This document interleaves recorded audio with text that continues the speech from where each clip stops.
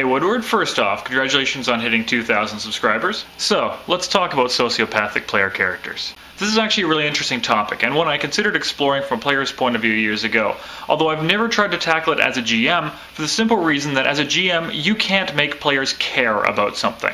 So before we dig into this topic, I want to discuss how this came up, because I believe that you said it was a child playing who got bored with the game and decided to kill people to make it more interesting.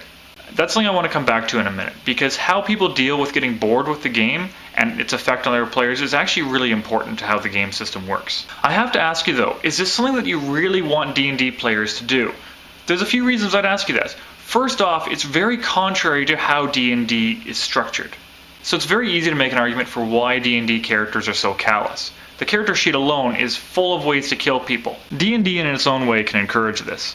I certainly played in a few games where if you weren't an efficient enough killer, you were going to die. So character investment was actually based upon your ability to make an efficient character. So is D&D really the game to delve into this with? Players have a learned behavior after years of playing the game of killing, stripping something naked, and moving on. If you really want to explore what is murder, I'd recommend a game designed around the importance of that. So the first thing that I would do in exploring this topic is to take the players out of the setting of D&D where they have such strong notions about what the game is about. So a game that might be more useful for this story is one like Dogs in the Vineyard.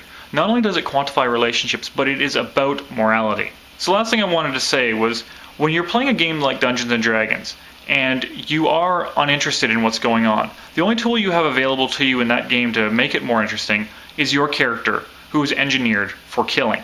Of course there are better ways. You can be creative. You can go beyond what is on your character sheet. Now let's compare that to a game like Fiasco.